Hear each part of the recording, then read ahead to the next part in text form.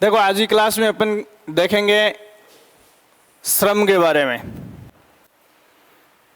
जो लेबर से रिलेटेड जो जुड़े हुए सवाल हैं उनकी अपन कुछ चर्चा करेंगे।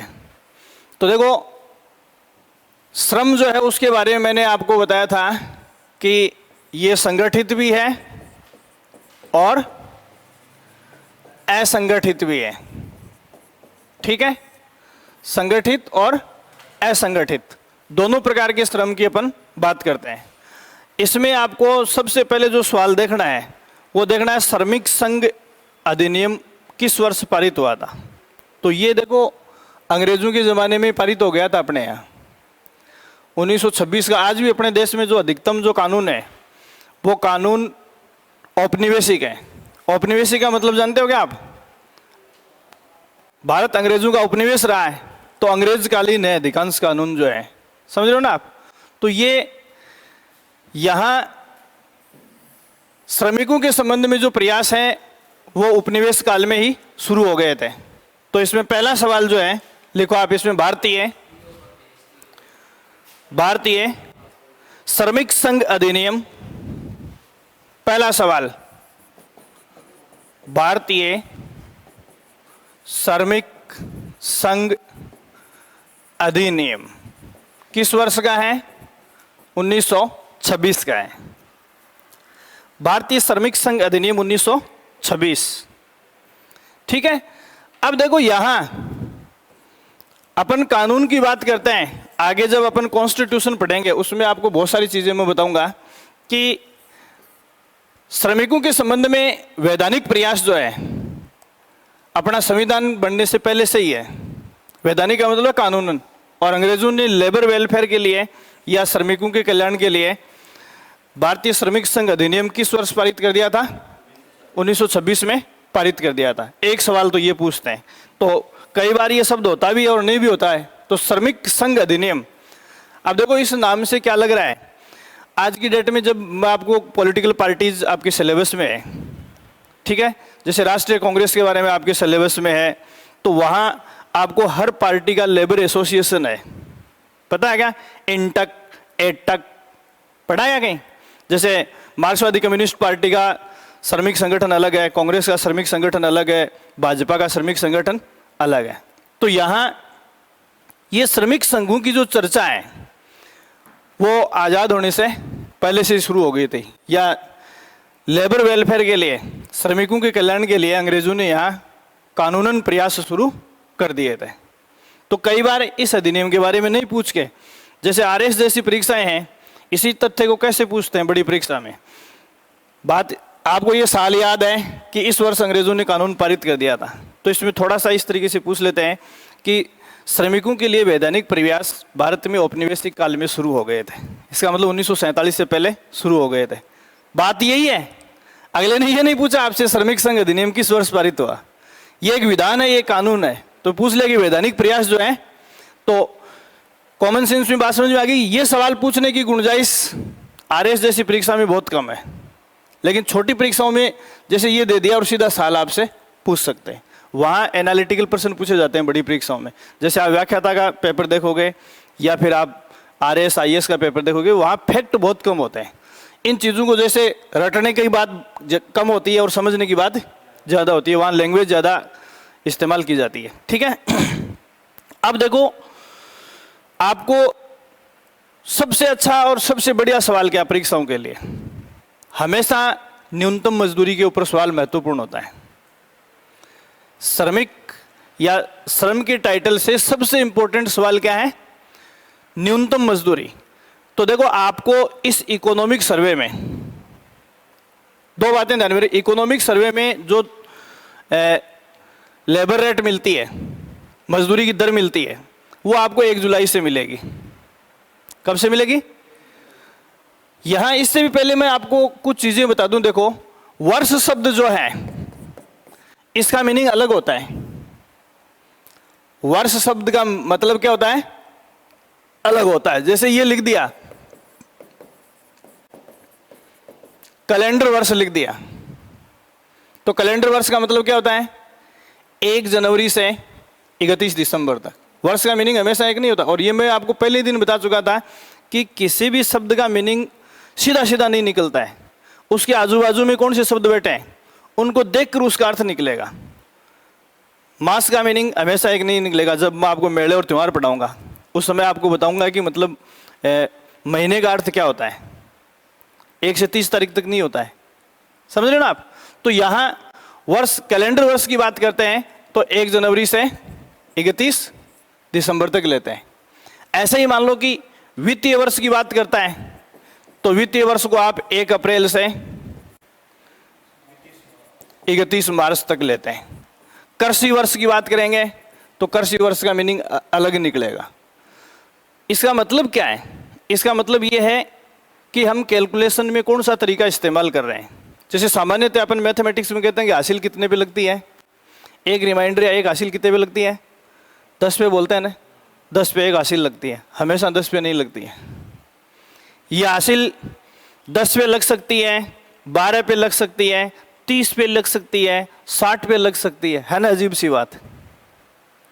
जैसे आप सामान्यतः कैलकुलेशन कर रहे हो तो अपन दशमिक पद्धति को या दशमलव प्रणाली को अपनाते हैं तो 10 पे लगती है। जब आप साल और महीने की पारस्परिक कैलकुलेशन करोगे तो एक साल कितने महीनों से मिलकर बनता है, 12 से। तो मंथ और साल को कन्वर्ट करोगे तो हासिल कितने पे लगेगी, 12 पे। डेट और मंथ की बात करोगे तो कितने पे, 30 पे। घड़ी की कैलकुलेशन की बात करोगे तो कितने पे लगेगी, 60 पे। समझ रहे ना आप। जैसे आप अक्षांश देशांतर इनका कैलकुलेशन पढ़ते हो तो 21 पे, ये मिनट पर आधारित है और मिनट में कितने सेकंड होते हैं, 60 होते हैं। तो वहाँ आपको कैलकुलेशन में हासिल कितने पे लगानी पड़ेगी, 60। जैसे आपका कितने से कितने अक्षांश का जो अंतर है, देशांतर का अंतर है, ये जब आप कैलकुलेट करोगे तो हासिल कितने पे लगेगी, 60 पे लगेगी। ठीक है। तो यहाँ ये सारी चीज़ें जो हैं वो आपको देखनी है। तो यहाँ सामान्यतः मैंने आपको ये बताया कि श्रमिकों के लिए न्यूनतम मजदूरी की जो दरें हैं वो इकोनॉमिक सर्वे में किस डेट को नोटिफाई की जाती है, 1 जुलाई से नोटिफाई की जाती है। लेकिन कई बार क्या होता है कि हालात बड़े एबनॉर्मल हो जाते हैं, तो ऐसी सिचुएशन में मिड सेशन में भी न्यूनतम मजदूरी की दरें वो डिक्लेयर की जा सकती हैं। ये यहाँ जोड़ दे के इसलिए बता रहा हूँ क्योंकि 1 जुलाई 2020 को जो न्यूनतम मजदूरी की दरें डिक्लेयर की थी सरकार ने, इस इकोनॉमिक सर्वे में जो पब्लिश की है, वो न्यूनतम मजदूरी की दरों में 1 फरवरी 2022 को चेंज कर दिया है, 1 फरवरी 2022 को।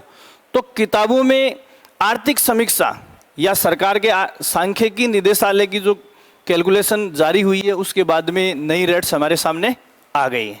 तो सीधे सवाल पे आ जाओ, न्यूनतम मजदूरी दरें,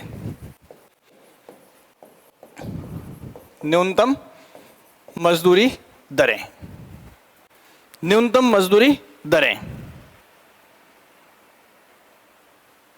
ठीक है। अब देखो, सरकार या इकोनॉमिक सर्वे में या वित्त विभाग की जो डायरी छपती है उसमें न्यूनतम मजदूरी दरों को कितनी कैटेगरीज में नोटिफाई किया जाता है, 4। कितनी श्रेणियों में, 4 श्रेणियों में। आर्थिक समीक्षा में, राजस्थान के आर्थिक विश्लेषण में मजदूरों की कितनी कैटेगरी स्वीकृत हुई है, 4 कैटेगरी स्वीकृत हुई है। पहली कैटेगरी कौन सी है, अकुशल। अकुशल का मतलब है जिसके पास कोई स्किल नहीं है, जिसके पास कोई प्रशिक्षण नहीं लिया जिसने काम का, समझ आ गई बात। दूसरा अर्धकुशल, जिसके पास कुछ हुनर है, कुछ प्रशिक्षण है। तीसरी बात मैं आपको बता रहा हूं, कुशल। क्या है, कुशल। और चौथा उच्च कुशल। आप किस कैटेगरी में आते हो इनमें से, हैं? उच्च कुशल में।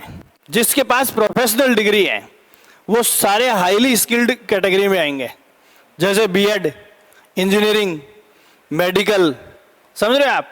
ये सब क्या है, उच्च कुशल में। जैसे शिक्षा के क्षेत्र में एक सम्मानजनक डिग्री आपके पास है, हैं? जैसे फॉर्म भरवाते हैं ना आपसे, हैं? तो फॉर्म में भरवाते हैं, आपसे रोजगार भरवाते हैं, फॉर्म में भरवाते हैं ना, तो आप क्या लिखते हो, बेरोजगार। और उसके ऊपर क्या भरा हुआ होता है, उसके ऊपर भरते हो बीएड किया हुआ है, MA in history, political, Hindi, और उसके नीचे क्या लिखते हो? बेरोजगार। इसका मतलब हुआ आप बेरोजगार नहीं हो, आप शिक्षित, मतलब ग्रेजुएशन और PG कर रखा है। प्रशिक्षित, आपने BEd STC कर रखा है। फिर क्या हो? तो आप शिक्षित प्रशिक्षित बेरोजगार हो,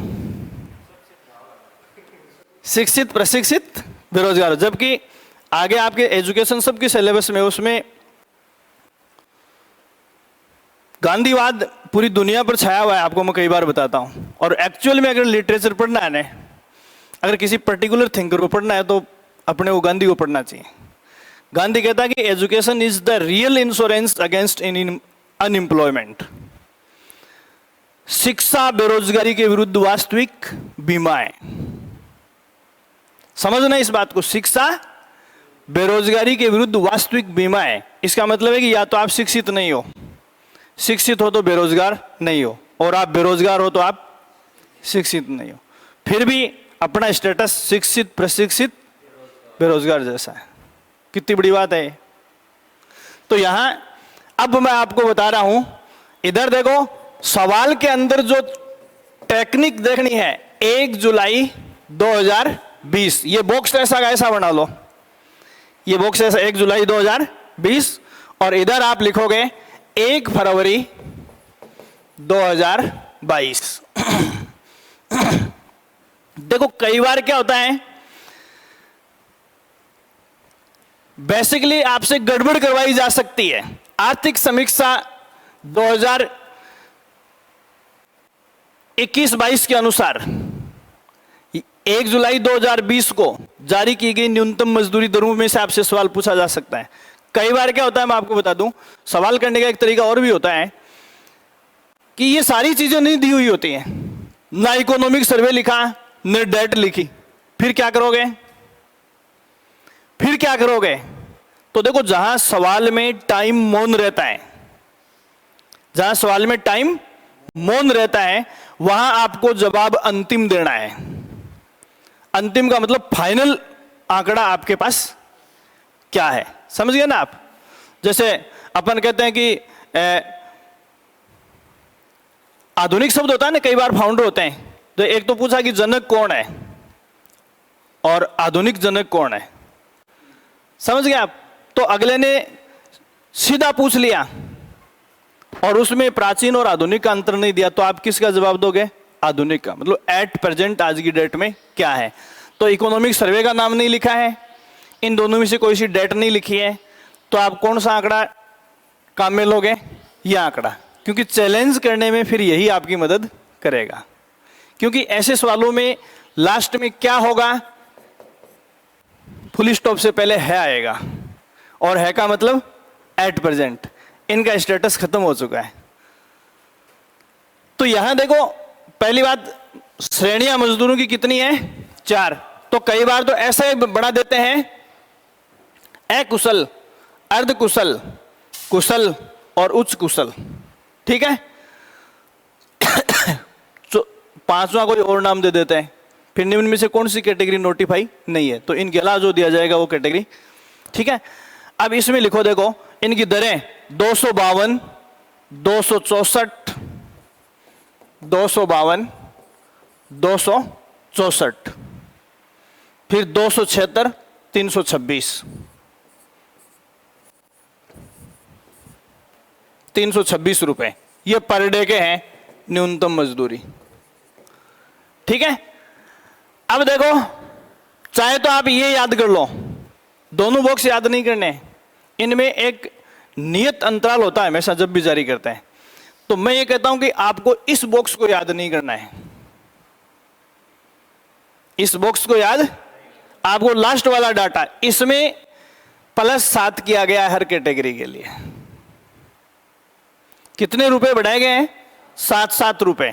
तो इसमें देखो कितने हो गए? 259।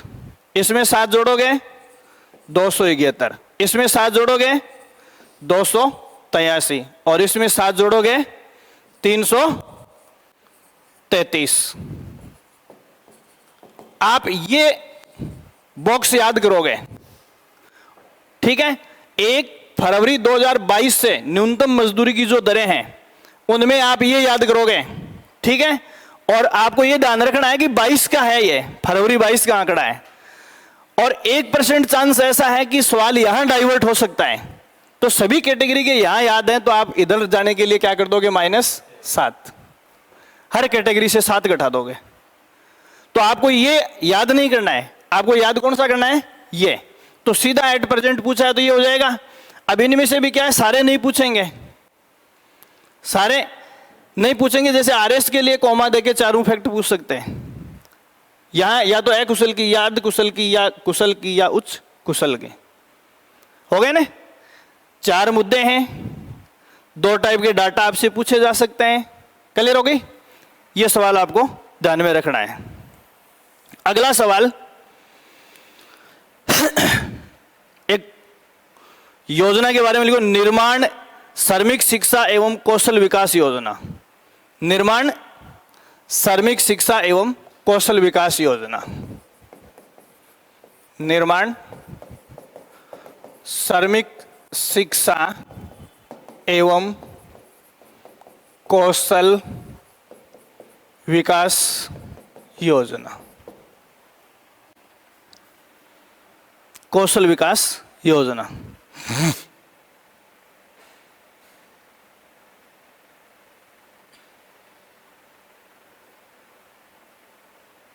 ठीक है। अब देखो, पहले मैं आपको बता दूं ऐसे सवालों में क्या है, ये शब्द आप करेंगे कौशल विकास योजना। तो देखो, कौशल विकास योजना में मोटा सवाल क्या बनता है, मोटा सवाल बनता है जैसे अखिल भारतीय स्तर पर PMYK योजना चल रही है, प्रधानमंत्री कौशल विकास योजना। ऐसे राजस्थान में क्या चल रहा है, राजस्थान कौशल विकास योजना या मुख्यमंत्री कौशल विकास योजनाएं चल रही है। इन दोनों योजनाओं के तहत शिक्षण संस्थाओं के माध्यम से और प्राइवेट सेंटर्स के माध्यम से विभिन्न प्रकार का प्रशिक्षण दिया जा रहा है। जैसे अपने RKCL लॉजिस्टिक असाइनमेंट या इलेक्ट्रीशियन या महिलाओं को सिलाई या और बहुत सारी हैंडीक्राफ्ट आइटम बनाने का प्रशिक्षण जो सरकार अपने पैसों से दे रही है। मतलब 6,000 से लेकर 25-30 हज़ार रुपये तक की ट्रेनिंग अमाउंट जो सरकार भर रही है। लेकिन उन पर आपका दिमाग यहाँ नहीं जाना चाहिए। पहली बात तो मैं चैप्टर किसका पढ़ा रहा हूँ, श्रम का, लेबर का पढ़ा रहा हूँ। उधर उससे पहले निर्माण श्रमिक शिक्षा, इसका मतलब सह निर्माण, जो भवन निर्माण में या ईंट भट्टों पर जो लगे हुए बच्चे हैं, मतलब श्रमिक हैं, ये उनके बच्चों के लिए है। ये पहली बात तो निर्माण श्रमिक शिक्षा एवं कौशल, ऐसे श्रमिक जो सनिर्माण क्रियाओं में लगे हुए हैं, या तो बिल्डिंग वगैरह पे जैसे चेजे पे काम कर रहे हैं या ईंटों के भट्टे पे काम कर रहे हैं, उनके बच्चों के लिए ये प्लान है। तो बाकी सब के लिए नहीं है ये। तो पहला सेंटेंस इसमें लिखेंगे, भवन एवं अन्य सनिर्माण कार्यों में, भवन एवं अन्य सनिर्माण कार्यों में लगे श्रमिकों के बच्चों के लिए, लगे श्रमिकों के बच्चों के लिए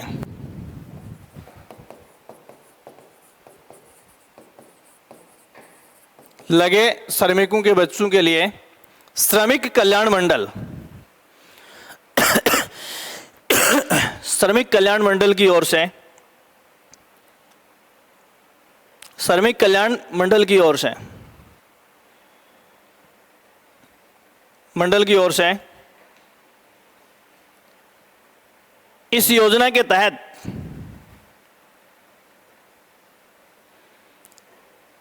कक्षा 6 तथा ऊपर की कक्षाओं में पढ़ने वाले बच्चों के लिए, कक्षा 6 तथा ऊपर की कक्षाओं में पढ़ने वाले बच्चों के लिए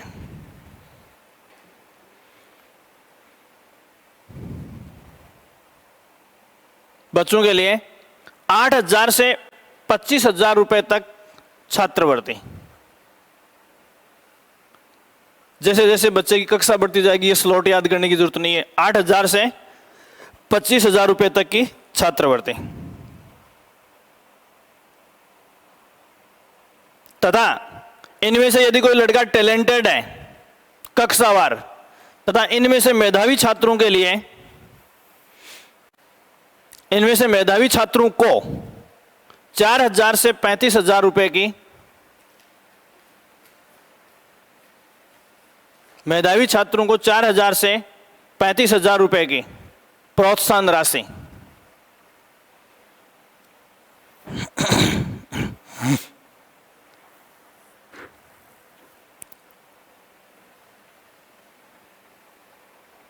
क्लियर हो गई बात। ये पात्रता अनुसार बच्चे का टैलेंट है, कौन सी स्कॉलरशिप के लायक है, वो बहुत सारी स्कॉलरशिप हैं जो 4,000 से लेकर 35,000 रुपए तक की स्कॉलरशिप इन बच्चों को मिलती है। तो श्रमिकों के मतलब जो लेबर कार्ड होल्डर हैं, आप जानते हो ना कि श्रमिक कार्ड की क्या इंपॉर्टेंस है, ये उन फैमिली के बच्चों को मिलती है जिनके पास लेबर कार्ड है। समझ आ गई बात। दूसरा सवाल, जो हॉस्पिटल में डिलीवरी होती है उस योजना को क्या कहते हैं, बताओ देखें। 6,000 रुपए देते हैं ना,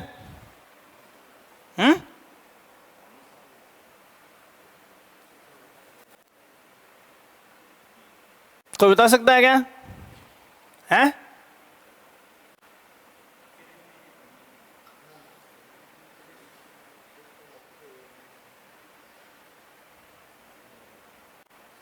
क्या कहते हैं? जननी सुरक्षा योजना, जननी सुरक्षा योजना। और यहां में एक शब्द लिखा प्रसूति सहायता योजना। इन दोनों में देखना अंतर, गड़बड़ कहां होगी। क्वेश्चन में ऐसा कुछ नहीं है। देखो उधर अपन क्या पढ़ते हैं, जननी सुरक्षा योजना। कंपैरिजन की जहां जरूरत है केवल वो देख लें। ये वो है जो आमजन के लिए है, सबके लिए है। ये संस्थागत प्रसव को बढ़ावा देने के लिए। संस्थागत प्रसव का मतलब है स्किलफुल नर्स या डॉक्टर के नेतृत्व में ही डिलीवरी करवाई जाए, जिससे माँ और बच्चे को सुरक्षा मिल सके। ये उसका उद्देश्य है। और उसके लिए आप सबको पता है कि प्रोत्साहन राशि कितनी है, 6,000 रुपए। यहां मैं आपको श्रम पढ़ा रहा हूं, इस चैप्टर में प्रसूति सहायता योजना पढ़ा रहा हूं। इसका मतलब ये वो नहीं है, ये वो नहीं है। ये केवल श्रमिक कार्ड होल्डर्स के लिए है। वो फैमिली जिनका क्या बना हुआ है, मुखिया का श्रमिक कार्ड बना हुआ है, लेबर कार्ड बना हुआ है, उनको इस योजना के अंतर्गत अगर लड़का पैदा होता है तो 20,000 रुपए और लड़की पैदा होती है तो 21,000 रुपए। समझ में आ गई क्या बात? तो पहला यहां केवल श्रमिक शब्द लिख लो। समझ गए? अंतर समझ में आ गया ना उससे? देखो गड़बड़ कहां होती है, भागते दौड़ते एक को पढ़ लिया, दूसरे को लड़का पैदा होता है तो इनको कितने मिलते हैं, 20,000, और लड़की पैदा होती है तो इनको कितने मिलते हैं, 21,000। समझ गए आप? तो जननी सुरक्षा योजना में और प्रसूति सहायता योजना में जो अंतर है वो आपको समझ में आ जाना चाहिए। फिर मैंने एक बड़ी बीमारी बताई थी, सिलिकोसिस बताई थी ना। तो यहां आप लिखोगे सिलिकोसिस सहायता योजना, सिलिकोसिस सहायता योजना। यह भी किन लोगों के लिए बता रहा हूं, जिनके पास श्रमिक कार्ड है, लेबर कार्ड है। क्या है, देखो इस योजना में अगर किसी श्रमिक को सिलिकोसिस है, चाहे वो कोयले की खान में काम करने वाला हो, चाहे भाटे की खान में काम करने वाला हो, कहीं भी काम कर रहा होगा, चाहे किसी क्रेशर पर काम कर रहा हो, फाइंडिंग होते ही देखो सिलिकोसिस का पॉजिटिव होते ही किसी भी पैसे लेबर कार्ड होल्डर को क्या हो गया है, सिलिकोसिस हो गया है। कितने रुपए, 3 लाख ये तो मिलेंगे उसके इलाज के पैसे। और यदि डेथ हो गई तो डेथ के बाद उसके जो आश्रित हैं उन आश्रितों को 2 लाख। यह है सिलिकोसिस सहायता योजना। भाषा लिखने की जरूरत नहीं है, श्रमिकों के लिए ये योजना।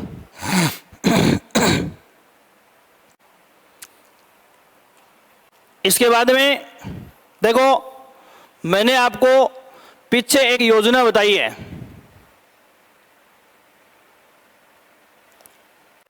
ट्यूशन या कोचिंग से संबंधित, याद करो उसको, वापस उसी से, अनुप्रति कोचिंग योजना, ये बताइए ना, अनुप्रति कोचिंग योजना मैंने आपको बताई है, बताइए ना, उससे डिफरेंट है ये। अभी मैं क्या पढ़ा रहा हूं, तो देखो, निर्माण कार्य में जुटे हुए श्रमिक, निर्माण कार्य में जुटे हुए श्रमिक और उनके बच्चों, पहली बात तो दोनों जो भट्टे पे चजे पे काम कर रहे हैं वो श्रमिक खुद भी प्रशासनिक सेवा की तैयारी अगर करते हैं तो ये योजना उनके लिए भी है और उनके बच्चों के लिए भी है, खुद श्रमिक के लिए भी और बच्चे के लिए भी, ठीक है।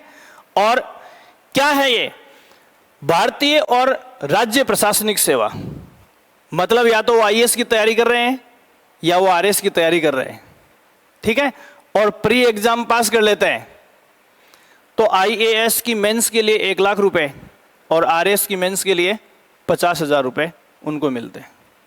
तो देखो इस योजना का नाम क्या है, तो है अनुप्रति योजना, तो सबके लिए है, एससी एसटी, यहां मैं क्या पढ़ा रहा हूं, श्रमिक पढ़ा रहा हूं, तो आप इसमें लिखो निर्माण श्रमिक एवं उनके आश्रित बच्चों द्वारा, निर्माण श्रमिक एवं उनके आश्रित बच्चों द्वारा यह योजना का नाम है IAS/RAS। प्रारंभिक परीक्षा उत्तीर्ण करने, IAS या RAS प्रारंभिक परीक्षा उत्तीर्ण करने पर प्रोत्साहन योजना, यह नाम दिया गया है पर प्रोत्साहन योजना। उत्तीर्ण करने पर, आईएएस की प्री उत्तीर्ण की है तो उसे 1 लाख रुपए मिलेंगे और आरएएस की मिली है तो उसे 50,000 रुपए मिलेंगे। ये मेंस की तैयारी के लिए है, श्रमिक और उनके संतान दोनों के लिए है ये।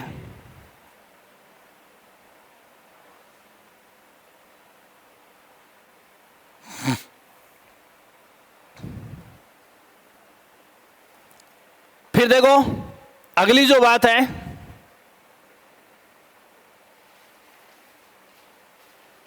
अगर किसी लेबर कार्ड होल्डर फैमिली से कोई भी आदमी या कोई भी बच्चा इंटरनेशनल गेम्स में भागीदारी लेता है, ठीक है, जैसे अंतर्राष्ट्रीय प्रतियोगिता के लिए चयन हुआ है, तो उस प्रतियोगिता में जाने के लिए प्रोत्साहन राशि 2 लाख रुपए है, ठीक है। उसके बाद में यदि वो कुछ जीत कर लाता है, तो अगर उसने ब्रॉन्ज मेडल जीता है, कांस्य पदक जीता है, तो 5 लाख रुपए देगी राजस्थान सरकार। अगर रजत पदक जीता है तो 8 लाख रुपए देगी और स्वर्ण पदक जीता है तो 11 लाख रुपए देगी। बहुत इंपॉर्टेंट सवाल है। अगर श्रमिक फैमिली से, श्रमिक फैमिली का मतलब श्रमिक कार्ड होल्डर ही है, पहले भाग लेने के लिए कि आप जाओ 2 लाख देंगे, फिर जीता है तो ब्रॉन्ज जीता है तो 5 लाख, रजत जीता है तो 8 लाख और गोल्ड मेडल जीता है तो 11 लाख। ये उन बाकी अवार्ड वगैरह से अलग है, ये तो राज्य सरकार प्रोत्साहन राशि देती है। इस योजना को सरकार ने नाम दिया है निर्माण श्रमिक अंतर्राष्ट्रीय, लिख लो, निर्माण श्रमिक अंतर्राष्ट्रीय निर्माण श्रमिक अंतर्राष्ट्रीय, निर्माण श्रमिक अंतर्राष्ट्रीय खेल प्रतियोगिता हेतु प्रोत्साहन योजना, खेल प्रतियोगिता हेतु प्रोत्साहन योजना।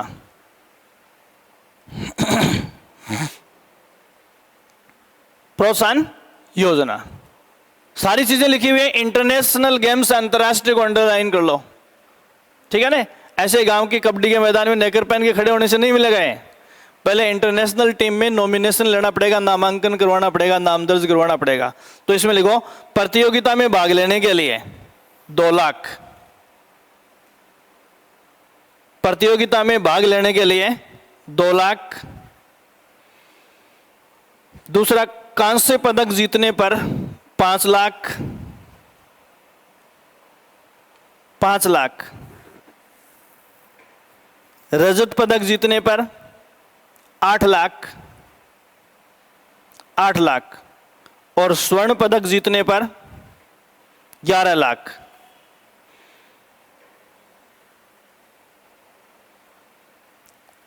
समझ आ गई बात?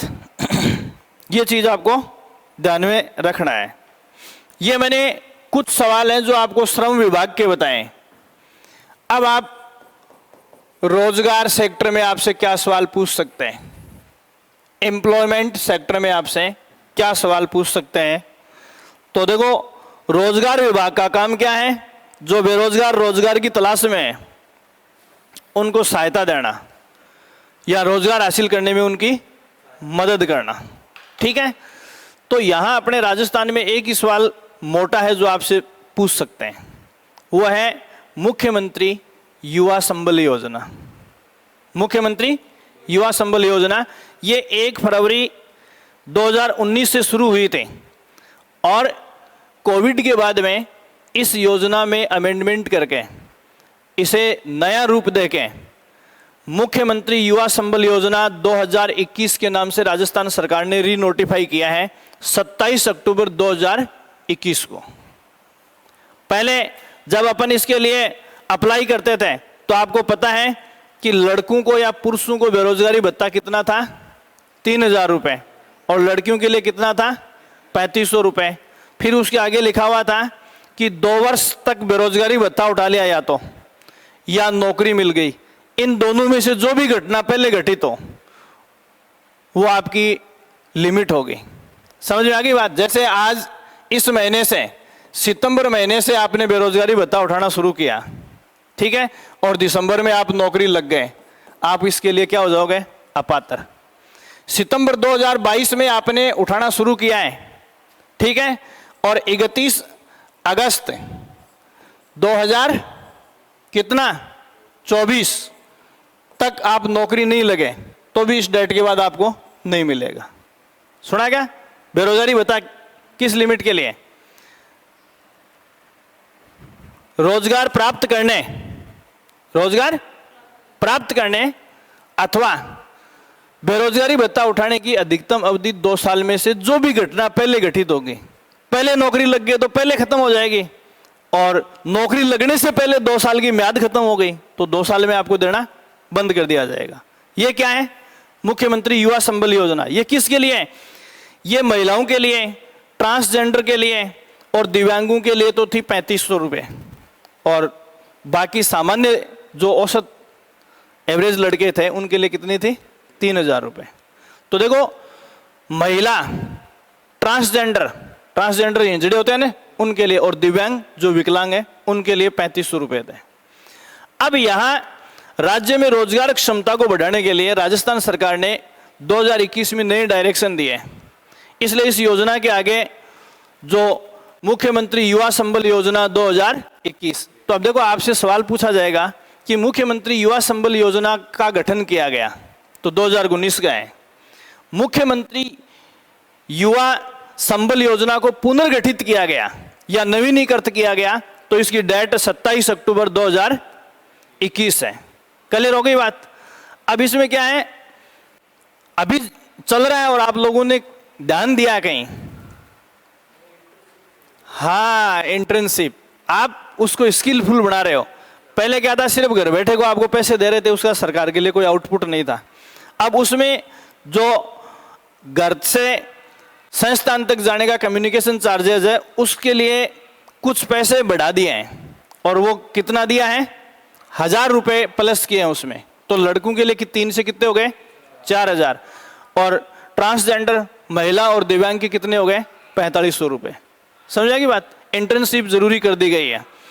अब सवाल यह है कि इस योजना को इनेक्टमेंट कब से दिया गया है?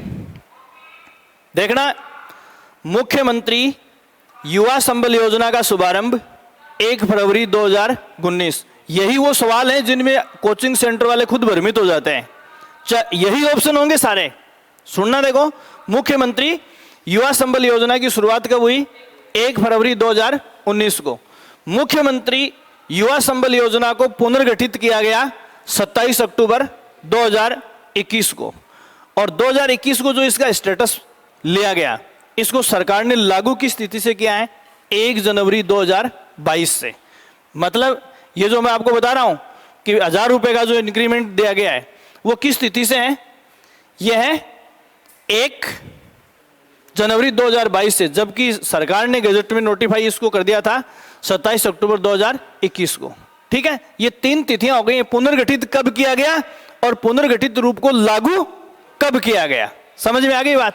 तो आप इसमें हेडिंग डाल के, ये सवाल बहुत इंपॉर्टेंट है और गड़बड़ जो हो सकती है मैंने आपको बता दी है।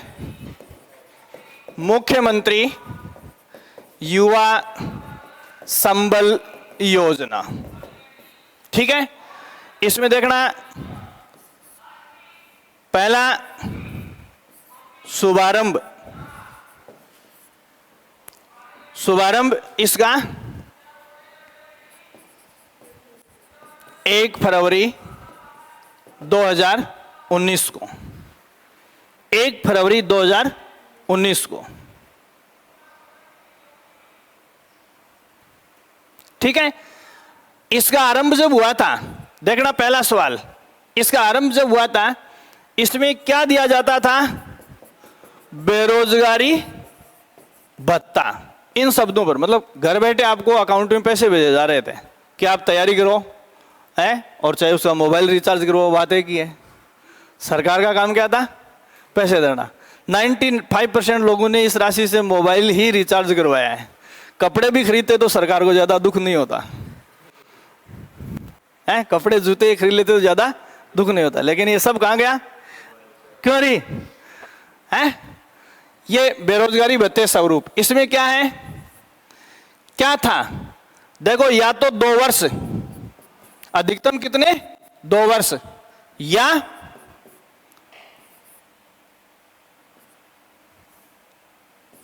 रोजगार हासिल,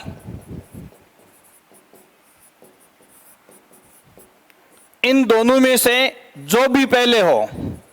अगर पहले नौकरी मिल गई तो तुरंत बंद हो जाएगा, नौकरी नहीं मिली और 2 साल पूरे हो गए तो बंद हो जाएगा। तो इसकी म्याद कितनी है? 2 वर्ष, ठीक है। फिर पुरुष अभ्यर्थी के लिए कितना है? 3000 रुपए मासिक। और इसके बाद में बच गए, कौन बच गया? महिला, ट्रांसजेंडर और दिव्यांग। ट्रांसजेंडर व दिव्यांग, इनके लिए कितना था? 3500 रुपए मासिक। ये इसका मूल स्वरूप था जब 2019 में इस प्लान को सरकार लेकर आई थी।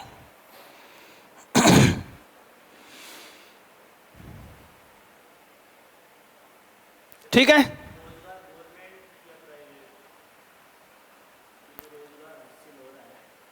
अभी जस्ट समझ में आ जाएगा आपके आगे वाली चीज। अपने यहां रोजगार का मतलब क्या है? सरकारी नौकरी है?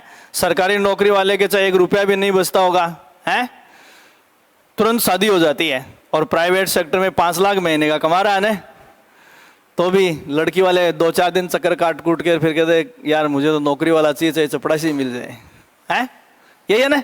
नौकरी का मतलब यहां सरकारी ही है।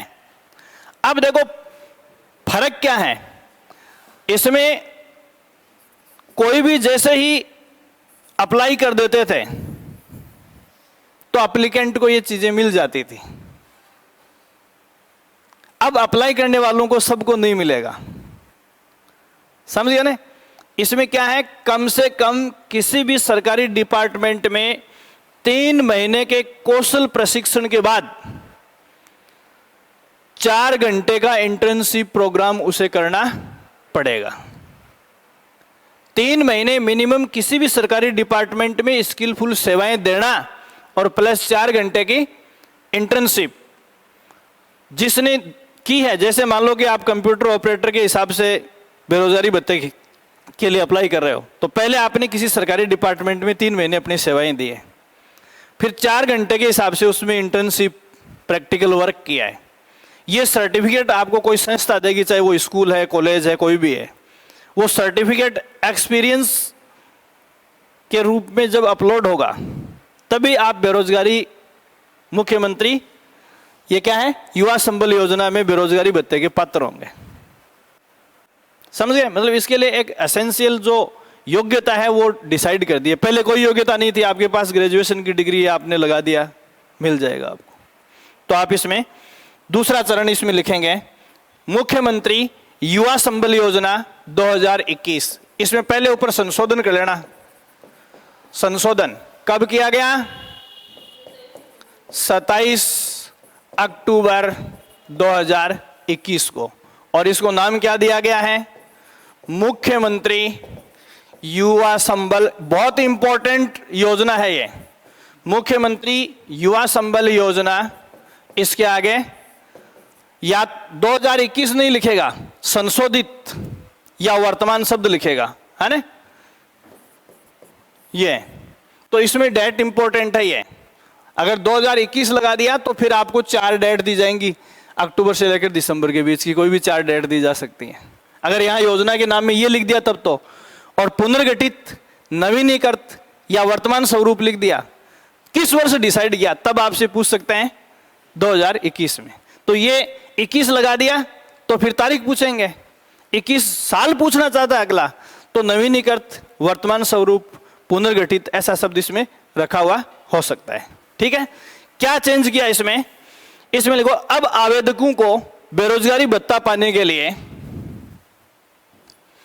अब आवेदकों को बेरोजगारी भत्ता पाने के लिए,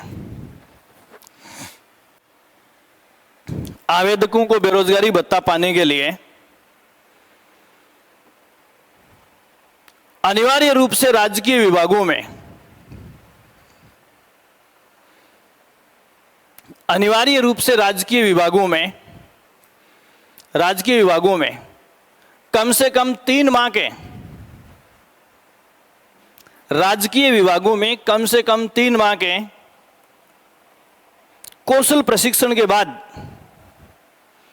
3 माह के कौशल प्रशिक्षण के बाद 4 घंटे की इंटर्नशिप करना जरूरी है। 4 घंटे की इंटर्नशिप करना जरूरी है।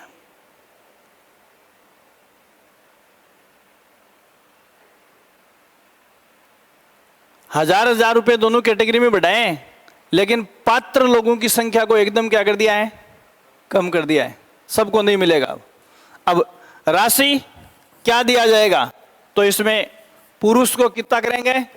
3000 से 4000 कर दिया। उसके बाद बाकी महिला, ट्रांसजेंडर और दिव्यांग, इनके लिए कितना कर दिया? 1000 जोड़ेंगे तो 4500 रुपये मासिक हो जाएंगे। दोनों कैटेगरीज में 1000 रुपये का की बढ़ोतरी कर दी गई है।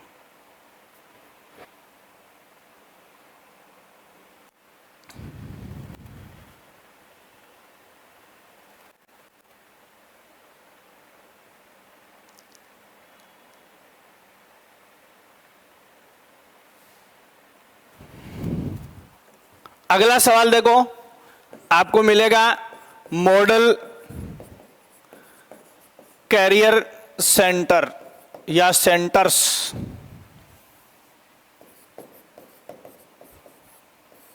मॉडल कैरियर सेंटर्स, इसमें क्या है देखो, अभी सभी जिला मुख्यालयों पर रोजगार कार्यालय हैं, पता है ना आपको? बेरोजगारों को प्रोत्साहित करने के लिए रोजगार कार्यालय थे। अब ये रोजगार कार्यालय लगभग जर्जर अवस्था में, इनका कोई उपयोग नहीं रहा। तो सरकार ने पिछले बजट से जिला रोजगार कार्यालयों को पुनर्गठित करने का काम शुरू कर दिया है। और उनको क्या नाम दिया गया है? रोजगार कार्यालयों को मॉडल कैरियर सेंटर्स के रूप में डेवलप करना शुरू कर दिया है। और 2-3 साल में जितने रोजगार कार्यालय राजस्थान में हैं, उन सबको मॉडल कैरियर सेंटर के रूप में विकसित कर दिया जाएगा। अभी राजस्थान में बीकानेर, भरतपुर और कोटा 3 हेडक्वार्टर के ऊपर मॉडल कैरियर सेंटर जो है वो शुरू कर दिए गए। या यूं कह सकते हैं कि जिला रोजगार कार्यालयों को किस में कन्वर्ट किया जा रहा है? मॉडल कैरियर सेंटर्स में। तो छोटा सा सेंटेंस लिख लो, रोजगार कार्यालयों को मॉडल कैरियर सेंटर्स के रूप में विकसित किया जा रहा है।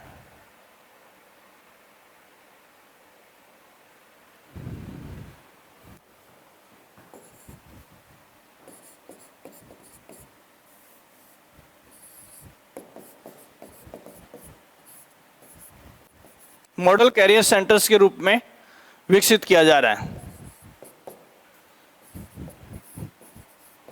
अब तक कितने शुरू हो गए? 3। ये लो, 3 जिले कौन से हैं, उनके नाम बीकानेर, कोटा और भरतपुर में। तो थोड़े टाइम बाद में जैसे अपने यहाँ रोजगार कार्यालय है, अब का पता नहीं, पहले पुलिस लाइन के पास इसका ऑफिस था, तो इस रोजगार कार्यालय को भी अपन थोड़े टाइम बाद में किस नाम से जानेंगे? मॉडल कैरियर सेंटर के रूप में जानेंगे।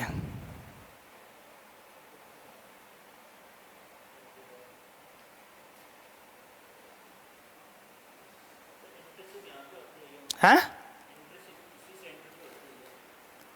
नहीं नहीं नहीं नहीं, इंटर्नशिप तो मैंने आपको बताया, इंटर्नशिप के लिए कोई भी एक पर्टिकुलर सेंटर बनाया जाएगा। जैसे अभी स्कूलों में कंप्यूटर ऑपरेटर भेजे गए, आपको इसका एक एग्जांपल दूं, तो पहले भले ही वो जाते नहीं होंगे, अभी रास्ता निकाल रखा है, कागज दे दिए, साइन वो स्कूल में किसी बच्चे से करवाते रहते हैं, जिसको बेरोजगारी भत्ते का पत्र बनाना है, वो जा नहीं रहा अभी वहाँ, समझ गए आप।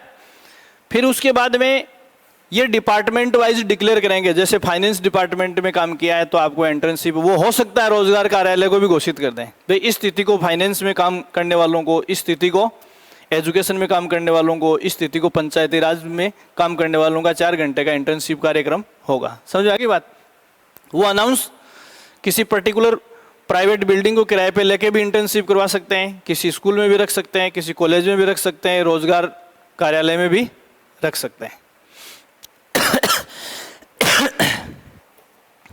एक इसमें सवाल लिखो, राजस्थान कौशल एवं आजीविका विकास निगम, राजस्थान कौशल विकास, राजस्थान कौशल एवं, राजस्थान कौशल एवं आजीविका विकास निगम, राजस्थान कौशल एवं आजीविका विकास निगम, RSLDC।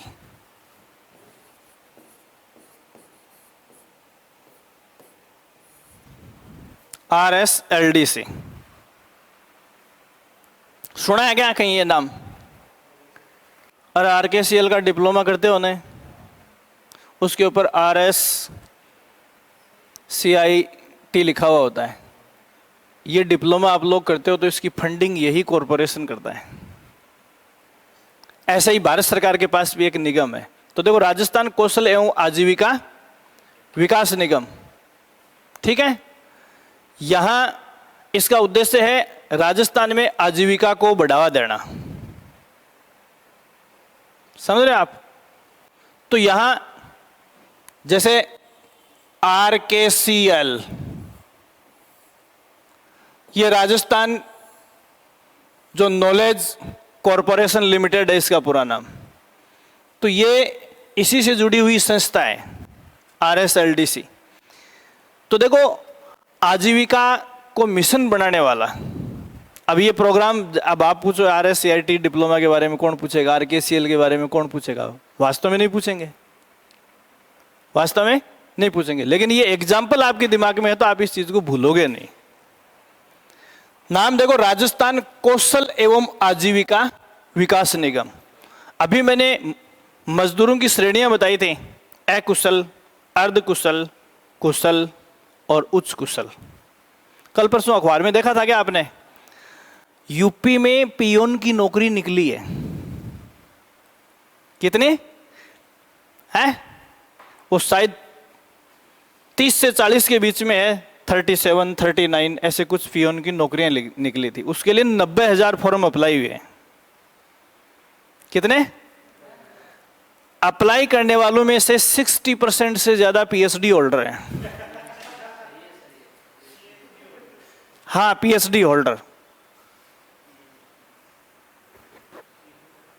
आपने अखबार में पढ़ा होगा, बिल्कुल फ्रंट पेज पे छपा है, दैनिक भास्कर में उसका पूरा क्लोजअप है।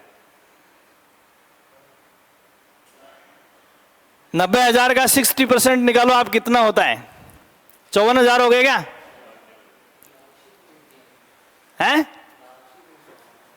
तो पियोन के लिए पीएचडी होल्डर लाइन में लगे हुए। ये क्यों? जो थर्ड ग्रेड की जब लिस्ट छपती है सिलेक्टेड की, उस टाइम आप देखो कितने पीएचडी होल्डर थर्ड ग्रेड बनते हैं।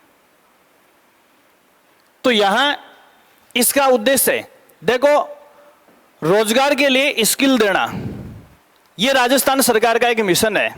और हिंदुस्तान के नक्शे में ऐसा मिशन सबसे पहले कौन सी सरकार लेकर आई? बस यही सवाल आपको ध्यान में रखना है। बाकी वो जो डिप्लोमा वगैरह वो कोई नहीं पूछेगा आपसे, तो आप इसमें पहले तो इसका उद्देश्य लिखो। राज्य के गरीब एवं कमजोर तबके के लोगों को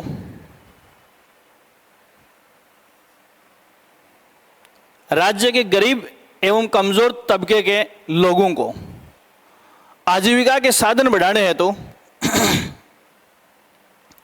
आजीविका के साधन बढ़ाने हेतु आजीविका के साधन बढ़ाने हेतु सुविधा एवं रणनीति प्रदान करने के लिए रणनीति एवं सुविधा प्रदान करने के लिए, मतलब उनको पॉलिसी भी बताएंगे और फैसिलिटी भी देंगे।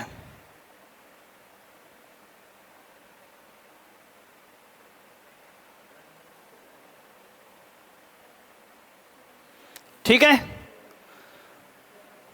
पहला सवाल इसमें क्या है? यह है कि इसका उद्देश्य क्या है। दूसरा इसमें लिखो, आजीविका पर मिशन शुरू करने वाला। यह सवाल इंपॉर्टेंट है, आजीविका पर मिशन शुरू करने वाला, मतलब रोजगार को एक अपना सपना बुनने वाला पहला स्टेट राजस्थान है। आजीविका को मिशन बनाने वाला राजस्थान देश का पहला राज्य है। राजस्थान देश का पहला राज्य है। राजस्थान देश का पहला राज्य है।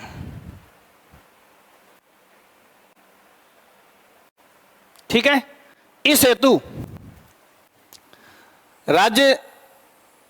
राज्य में RSLDC की स्थापना की गई है।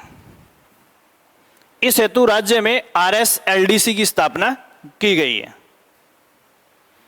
RSLDC की स्थापना की गई है, जो निम्न योजनाओं व कार्यक्रमों को संचालित कर रहा है। निम्न योजनाओं व कार्यक्रमों को संचालित कर रहा है। अब जिन सवालों की मैं बात करूंगा वो सब एक तरह से गेस पेपर में मान सकते हो आप इनको।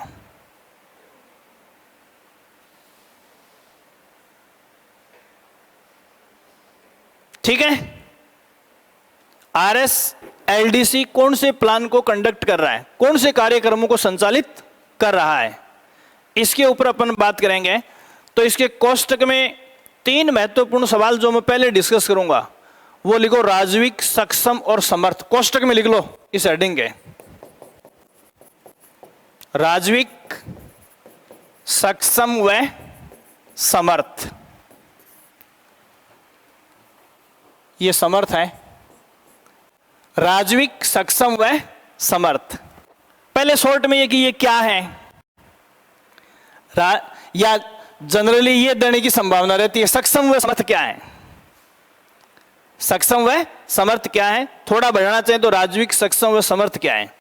तो ये वो कार्यक्रम है किसके? RSLDC के, जिनके माध्यम से वो आजीविका के क्षेत्र में स्किल प्रदान करने के लिए शुरू किए गए।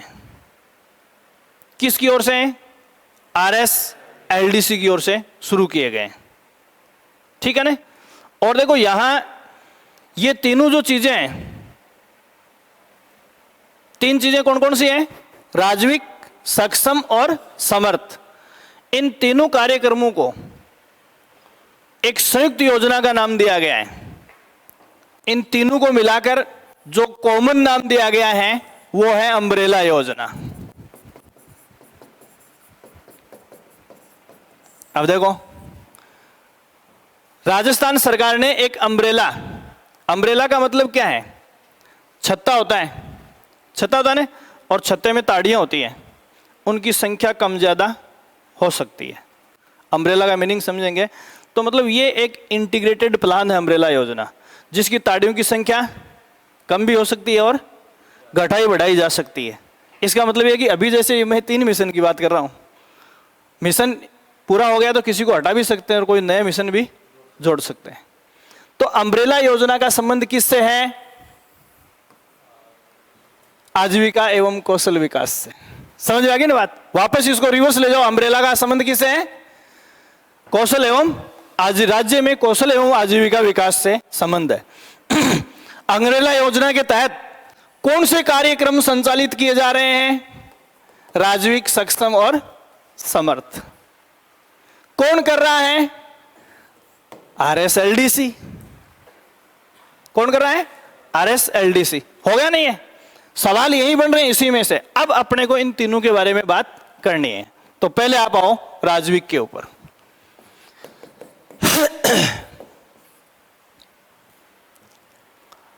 यह है रोजगार आधारित जन कौशल विकास कार्यक्रम।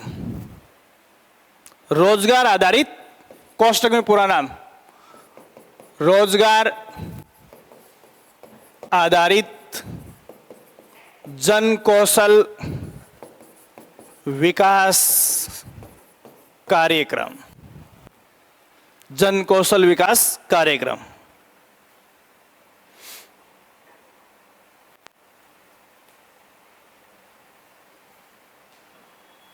ठीक है, क्या है ये? देखो, हम बेरोजगारों की श्रेणियां या अपनी नस्लें अलग अलग हैं। कोई STC करके पीड़ित है, कोई B.Ed करके पीड़ित है, कोई ITI करके पीड़ित है, कोई नर्सिंग करके पीड़ित है। समझ में आ गई बात? तो जितने ट्रेंड लोग हैं या जितने बेरोजगार हैं, उन सब की अपनी अपनी मांग है। तो जिसको जैसे प्रशिक्षण की नीड है उसको वैसा ही प्रशिक्षण दिया जाएगा। इसके लिए कौन सा कार्यक्रम शुरू किया RSLDC ने? रोजगार आधारित जन कौशल। यह देखना, आपको एड्रेस अपने आप ही दे रहा है। जन कौशल, जैसी लोगों की मांग है। जन कौशल का मतलब है जैसी बेरोजगारों की मांग है, जैसी बेरोजगारों की मांग है। ऐसे नाम नहीं निकाला जाता है। देखो, नाम में सब कुछ छुपा हुआ होता है, हैं? जैसे बहादुर सिंह नाम निकाला किसी का, तो घर वालों ने तो उसको बहादुर सिंह समझा इसलिए नाम निकाला। वो बड़ा होके कायर सिंह बन गया तो उसमें घर वालों का दोस्त थोड़े ही है। ये देखो, बेरोजगारों को जैसे प्रशिक्षण की। अब देखो, इसमें पहली बात, राजविक में मैं आपको सिंपल सी बात बता दूं। राजविक में आपको जो खास शब्द पकड़ने हैं, भर्ती, प्रशिक्षण और नियोजन, ये इसका मूल मंत्र है। भर्ती, प्रशिक्षण एवं नियोजन। देखो, रिक्रूट, ट्रेन एंड डिप्लॉय, ये शब्द यूज किया जाता है इसके लिए।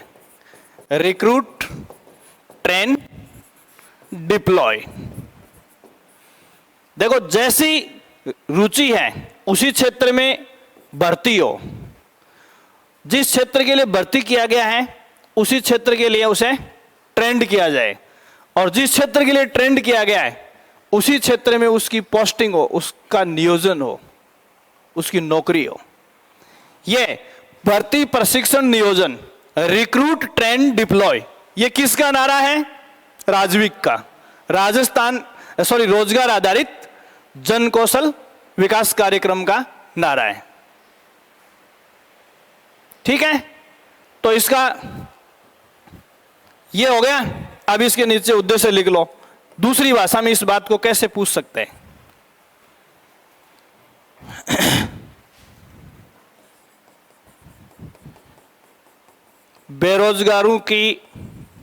बेरोजगारों को आवश्यकता अनुरूप क्षेत्र में, आवश्यकता अनुरूप क्षेत्र में भर्ती, प्रशिक्षण व नियोजन हेतु कार्यक्रम। बस इतना ही ध्यान में रखना। यह राजविक है। प्रशिक्षण व नियोजन हेतु कार्यक्रम, प्रशिक्षण व नियोजन हेतु कार्यक्रम।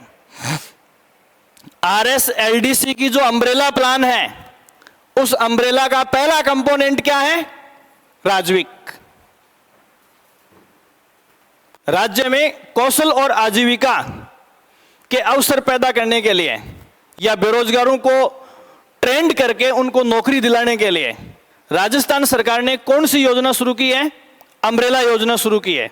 और उस अम्ब्रेला योजना के तहत जो पहला कार्यक्रम या पहला मिशन, जो अभी मैंने आपको बताया कि बेरोजगारी को मिशन के रूप में निपटने की पहल किस राज्य ने की है? राजस्थान ने की है। उसमें हमने अम्ब्रेला प्लान को शुरू किया है। अम्ब्रेला योजना के तहत जो कार्यक्रम चला रहे हैं उनमें पहला कार्यक्रम क्या है? राजविक है। राजविक का नारा क्या है? भर्ती, प्रशिक्षण और नियोजन। क्लियर हो गई बात? तीसरा आप इसमें देखेंगे, दूसरा सक्षम। दूसरा कंपोनेंट क्या है इसका? सक्षम। सक्षम का पूरा नाम लिखो कोष्टक में आप, स्वरोजगार आधारित कौशल शिक्षा महाअभियान। स्वरोजगार आधारित कौशल शिक्षा महाअभियान। कौशल शिक्षा महाअभियान, सक्षम। देखो, सक्षम को स्वरोजगार से जोड़ना है आपको, और अम्ब्रेला का पार्ट है, बाकी अपने आप। अब देखो इसमें ये चला जाएगा, RSLDC द्वारा संचालित किया जाता है, अम्ब्रेला योजना के तहत संचालित किया जाता है।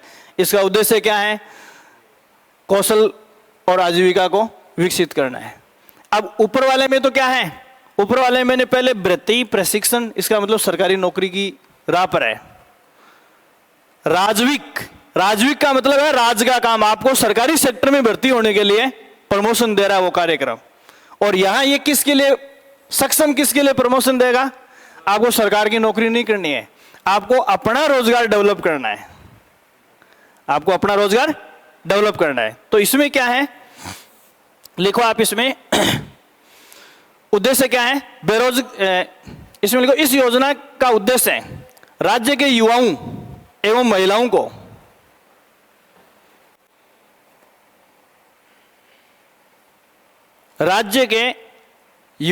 महिलाओं को प्रशिक्षण के माध्यम से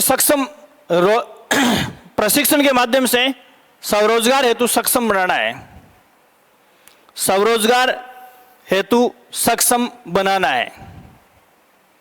स्वरोजगार हेतु सक्षम बनाना है।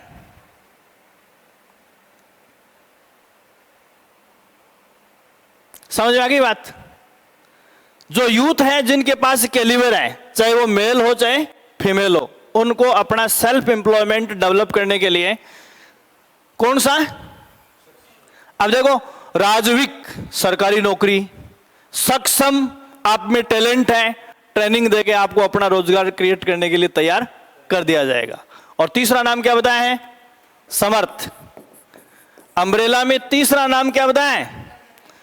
अब देखो, समर्थ का उल्टा क्या होता है? असमर्थ। जो सक्षम नहीं है उनको सक्षम बनाने का मिशन है ये। अब सक्षम कौन नहीं है?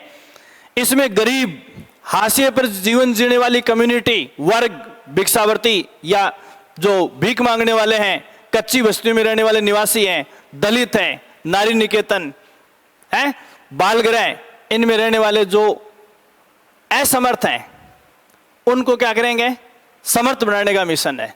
देखो, सक्षम है उनको प्रशिक्षण देना है। समर्थ किसको बनाएंगे? जो असमर्थ हैं। असमर्थ कौन है? मैंने आपको अभी एग्जांपल दे दिया आपको। तो उन लोगों को रोजगार के काबिल बनाने का मतलब है कि चाहे वो सरकारी नौकरी में जाना चाहें तो सरकारी में, और स्वरोजगार लगाना चाहें तो स्वरोजगार। उनकी एफिशिएंसी को, उनकी योग्यता को इस हिसाब से डेवलप करना इस मिशन का उद्देश्य है। तो समर्थ जो कार्यक्रम है उसमें लिखोगे आप निर्धन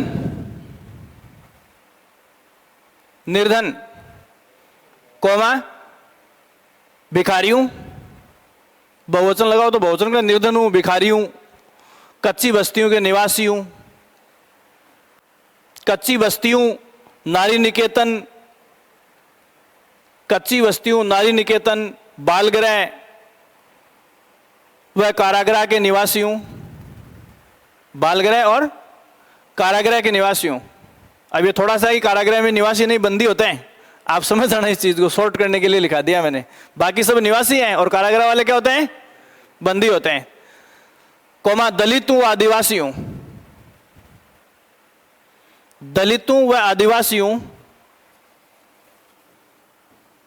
को उनकी संभावनाओं के अनुरूप, दलितों व आदिवासियों को उनकी संभावनाओं के अनुरूप प्रशिक्षण देकर रोजगार ऑब्लिक स्वरोजगार प्रदान करवाना इस मिशन का उद्देश्य है। रोजगार ऑब्लिक स्वरोजगार प्रदान करवाना इस मिशन का उद्देश्य है। इस मिशन का उद्देश्य है। क्लियर हो गई बात? तो ये तीन बातें, राजविक, सक्षम और समर्थ, समझ लिया ने? आपको कुछ भी देखने की जरूरत नहीं है, ऑप्शन इनके एक दूसरे के हो जाएंगे। अब जैसे मान लो कि ये इनको राजविक को, समर्थ को और सक्षम को ऑप्शन में डाल दिया, फिर सवाल क्या देंगे? तो जैसे आपसे ये दे दिया जाए कि निम्न में से राजस्थान सरकार के किस मिशन का उद्देश्य है भर्ती, प्रशिक्षण और नियोजन है, तो इसका उत्तर क्या आएगा? राजविक। किस मिशन का उद्देश्य है असमर्थ लोगों को या हाशिए पर जीवन जीने वाले लोगों को रोजगार एवं स्वरोजगार प्रदान करवाना है, तो इसका उत्तर आ जाएगा समर्थ। ठीक है। युवाओं और महिलाओं को प्रशिक्षण देने के लिए RSLDC का मिशन कौन सा है? सक्षम। ठीक है। अब या फिर जैसे इंटीग्रेटेड सवाल बनाना चाहे तो निम्न में से, सवाल दे दिया निम्न में से अम्ब्रेला योजना का घटक नहीं है, ए में दे दिया राजविक, बी में दे दिया सक्षम, तीन में दे दिया समर्थ और चौथे में दे दिया इनमें से कोई नहीं, तो क्या उत्तर हो जाएगा? इनमें से कोई नहीं, क्योंकि तीनों ही उसके घटक है। या फिर ऐसे दे दिया कि निम्न में से RSLDC का मिशन है, तो ये तीनों ही मिशन है, RSLDC का मिशन है। पहला दे दिया सक्षम, समर्थ, राजविक, उपयुक्त सभी। देखो अगर ध्यान नहीं दिया है, आप सिर्फ एक लाइन को रट के चलोगे तो निश्चित तौर पर मात खाओगे। सवाल बहुत ही स्मूथली बनाए जाते हैं, बहुत हार्ड, अंदर जाके कंटेंट्स को बहुत कम सवालों में खोला जाता है। हेडिंग्स जो हैं उनको आपको सुपरफिशियल समझना है कि कौन सी किस चीज से जुड़ी हुई है। सवाल की भाषा मैं बोल रहा हूं हमेशा, मोस्ट कॉमन या डिजायर्ड जो लैंग्वेज है वो यही होती है। ठीक है। अगला सवाल आप इसमें लिखेंगे मुख्यमंत्री युवा कौशल योजना। मुख्यमंत्री युवा कौशल योजना, मुख्यमंत्री युवा कौशल योजना। पहले गलती पे होने वाली जगह जो है, गलती होने वाली जगह है, उस पे जाओ आप। ये देखो मुख्यमंत्री युवा कौशल, और इसकी जगह थोड़ी देर पहले मैं किसकी बात कर रहा था? संबल का मतलब होता है सारा। सारे की जरूरत किसको होती है? बेरोजगारों को है। और स्किल की जरूरत किसको होती है? वो आपने घातक मूवी का डायलॉग नहीं सुना क्या? कातिया कुत्तों का सहारा लेना छोड़ दे, है? और उस मूवी का लास्ट डायलॉग क्या है? जीने का हक उसी को है जो गुर्दा रखता है। जो इस योजना का सहारा लेते हैं उनमें गुर्दा नहीं होता। आगे आपको जब बाल मनोविज्ञान शुरू करूंगा ने, उसमें आपको डार्विन का वो सिद्धांत जो है ना, डार्विन अपने विकासवादी सिद्धांत में क्या कहता है? Survival of the fittest. उसको हिंदी में कहते हैं योग्यतम की उत्तरजीविता। योग्यतम की उत्तरजीविता का मतलब है कि जीने का हक उसी को है जिसको जिन जिन से लड़ने का अवसर मिले सबको हरा देता है। जिएगा वही जो बाकी को हराएगा, अगर हार गया उसे जीने का हक नहीं है। यह है सर्वाइवल ऑफ द फिटेस्ट। वो दूसरे तरीके से समझाता है, बिल्ली और कुत्ते की लड़ाई की बात करता है, बिल्ली और बिल्ली की बात करता है, औरत और औरत की बात करता है, आदमी और पुरुष की लड़ाई की बात करता है, और उगने वाले पौधे जो होते हैं ना, पौधे जैसे एक झाड़ी के नीचे बहुत सारे बेर की गुठलियां गिर जाती हैं तो सारी उगती हैं, तो सारी झाड़ी थोड़ी बनते हैं। झाड़ी वो बनेगी जो संघर्ष करेगी। यही है डार्विन का विकासवादी सिद्धांत। ठीक है। ये मुख्यमंत्री संबल योजना, संबल का मतलब है बेरोजगारों का सहारा, जिसकी अभी अपन बात कर रहे थे। स्किल का मतलब है कि आपके अंदर टैलेंट है, आपको सिर्फ एक कौशल, एक अच्छे प्रशिक्षण की आवश्यकता है। तो इस योजना में क्या होगा, देखो ये योजना 7 नवंबर 2019 से शुरू की गई थी। पहला सवाल 7 नवंबर 2019 से।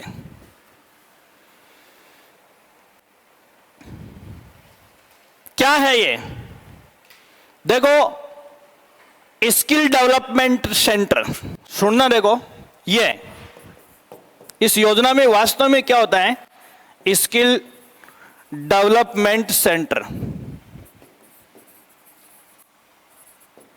कौशल विकास केंद्र, हिंदी में क्या बोलोगे, कौशल विकास केंद्र बनाए सरकार ने। और ये कहां बनाए, इंटीग्रेटेड कॉलेजों में। ठीक है, जैसे इस शहर में बहुत सारे कॉलेज हैं और उनमें से किसी भी एक राजकीय कॉलेज में कौशल विकास केंद्र बना दिया। कॉलेज की कैपेसिटी सबकी बहुत ज्यादा, स्ट्रेंथ बहुत ज्यादा है, तो सभी कॉलेजों में क्या बना देंगे, कौशल विकास केंद्र। और उन कौशल विकास केंद्रों के माध्यम से लाइफ स्किल और सॉफ्ट स्किल, लाइफ स्किल किसको कहते हैं, जिससे हम अपना जीवन यापन कर सके, ऐसी बातों का प्रशिक्षण हमें दिया जाए। और सॉफ्ट स्किल जैसे डिजिटल लिटरेसी, कंप्यूटर से रिलेटेड प्रशिक्षण है, वो इसके माध्यम से दिए जाते हैं। लेकिन इसके लिए जरूरी क्या है, महाविद्यालयों के माध्यम से दे रहे हैं तो कॉलेज में एडमिशन होना जरूरी है। अब जैसे 4-5 कॉलेजों को मिलाकर एक में ऐसा सेंटर बनाया गया है, तो वहां उन लड़कों को क्या करेंगे, नॉमिनेट करेंगे। जैसे इस शहर में हमारे लॉ कॉलेज है, तो लॉ कॉलेजों में ये सेंटर नहीं होते हैं क्योंकि संख्या बहुत कम होती है, फिर इंफ्रास्ट्रक्चर भी बहुत कम होती है। तो जैसे बड़ा कॉलेज है, एसके कॉलेज है या गर्ल्स कॉलेज है, इनमें ऐसा डेवलपमेंट सेंटर बना दिया। और बाकी कॉलेजों में से अगर कोई बच्चा ट्रेनिंग लेना चाहता है तो वो वहाँ अपना क्या लिखाएगा, नाम लिखाएगा। ठीक है ना। तो इसमें शैक्षणिक महाविद्यालयों में कौशल विकास को एकीकृत करने हेतु उद्देश्य है इसका, शैक्षणिक महाविद्यालयों में, शैक्षणिक महाविद्यालयों में कौशल विकास को एकीकृत करना।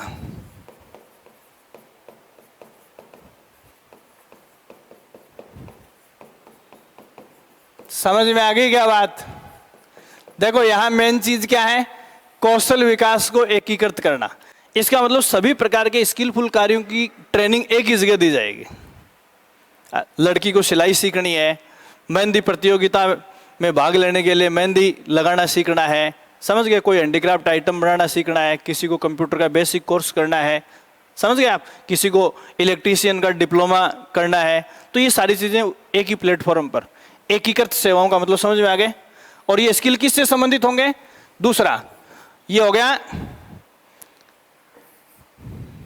लाइफ स्किल, दोनों से संबंधित लाइफ स्किल और सॉफ्ट स्किल।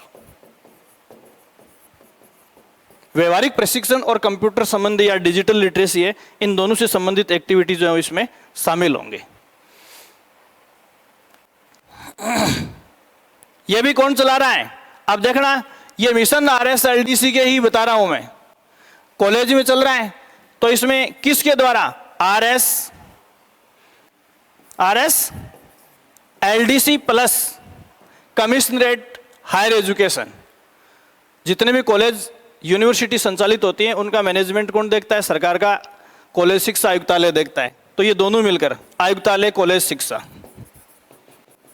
आयुक्तालय कॉलेज शिक्षा, ये दोनों मिलकर इस मिशन को संचालित कर रहे हैं। ठीक है। तो एक लिस्ट बनी हुई है, जैसे बच्चा एडमिशन लेगा फर्स्ट ईयर में, उसके बाद में जैसे उसका कार्ड बन जाएगा, उसके बाद एक लेक्चरर को कॉलेज का प्रभारी बनाया जाता है, इस मिशन का प्रभारी बनाया जाता है। उससे बच्चा फॉर्म लेगा, जैसे अपन NCC NSS में एडमिशन नहीं लेते हैं क्या, सेम वैसा सही है। जैसे आप ग्रेजुएशन BA कर रहे हो तो BA के साथ आपको इनमें से किसी एक स्किल का डिप्लोमा करना है, तो आप फॉर्म लीजिए, भरिए, उसमें एडमिशन लीजिए और उसके लिए अलग से जो प्रशिक्षण केंद्र पर क्लासेज लगती हैं वो आप साथ साथ ले लो। तो ग्रेजुएशन के साथ ही ये सब हो जाएगा। तो समझ गए ना आप, RSLDC अपनी टेक्नोलॉजी देगा और पैसा कौन देगा, कमिश्नरेट हायर एजुकेशन राजस्थान सरकार। अब देखो इसमें क्या है, इसमें इसी योजना में हेडिंग पे जाओ वापस, क्या है, रिपीट कर लो, हेडिंग को रिपीट कर लो और इसमें आगे 2.0 लगा दो, मतलब दूसरा संस्करण है इसकी। तो क्या नाम हो जाएगा, मुख्यमंत्री युवा कौशल योजना 2.0। मुख्यमंत्री युवा कौशल योजना 2.0।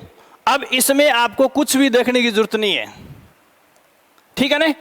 अभी उसमें क्या बताया था मैंने आपको बताया था कि लाइफ स्किल और सॉफ्ट स्किल के लिए राजस्थान सरकार का मिशन है जो राजकीय कॉलेजों के माध्यम से प्रशिक्षण दे रहा है।